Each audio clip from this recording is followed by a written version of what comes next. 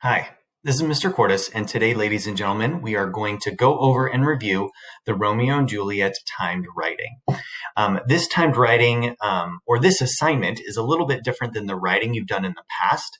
The writing we've done in the past, we've pieced things together nice and slow, working together on like a paragraph and textual evidence and analysis.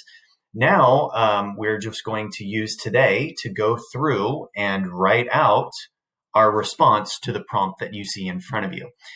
We've actually done work on this for the past 4 weeks. You guys have done a little tiny writing reflection, asking you about character traits, significant themes, plot points, and using textual evidence. You can actually go back into the Google Classroom and pull those writing reflections and use them here if they apply. So what you are doing is you are identifying who you believe is responsible for Romeo and Juliet's death. There's lots that go into this play. There's character actions, and then there's responses, and there's a lot that kind of it's a gigantic domino effect for what happens in our play. And so your goal is to identify who you believe is responsible for Romeo and Juliet's death. Some people believe, even though Romeo and Juliet make their own decisions, those decisions are based upon other people's actions. So imagine for a second that you look at Friar Lawrence, and you believe that Friar Lawrence is responsible for Romeo and Juliet's death. We need to identify what are 2 or 3 things that he did that would contribute to Romeo and Juliet's death. Take, for example, Tybalt. Tybalt is a very dynamic character. He is completely enraged. He hates the Montagues.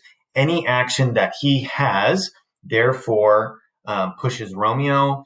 He kills Mercutio. It puts Juliet in a tough position because she has to pick between her family and her husband. There's lots of complexities to who we believe is responsible for Romeo and Juliet's death.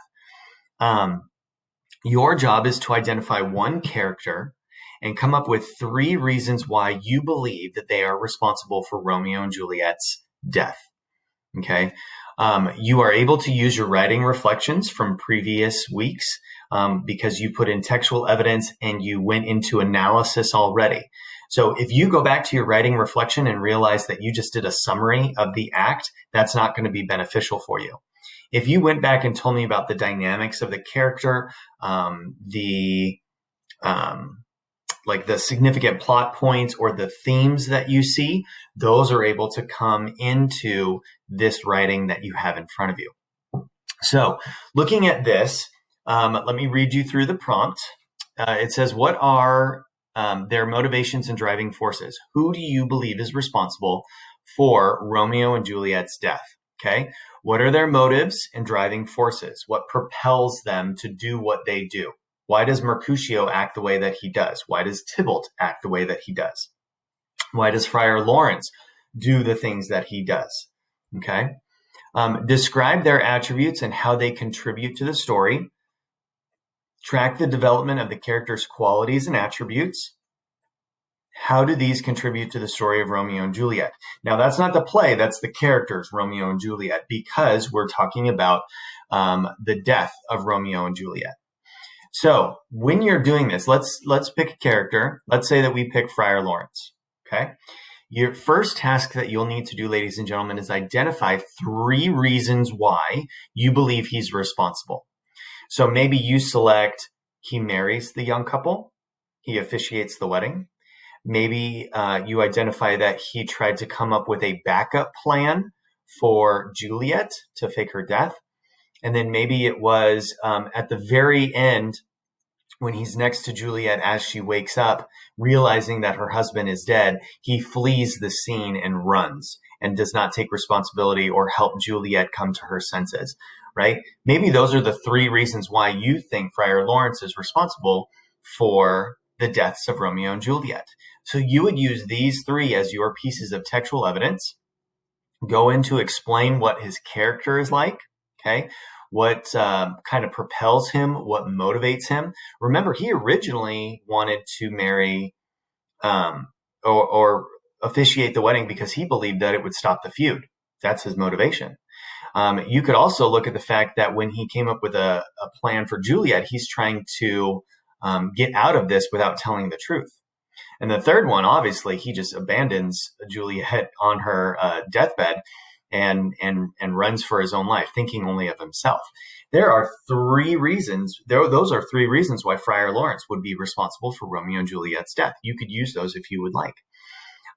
You could look at Tybalt, right? Tybalt is furious all the time because of the Montagues. In the very beginning, he wanted to continue the fight against Benvolio. There was also the part where even though Romeo pleaded, "I never injured thee," Tybalt comes back and begins to fight. And so his anger in three different areas has pushed him towards death, which as a result came back that Romeo had to defend his best friend and then kill him. So you are looking at these characters and offering three reasons why you believe they are responsible for Romeo and Juliet's death.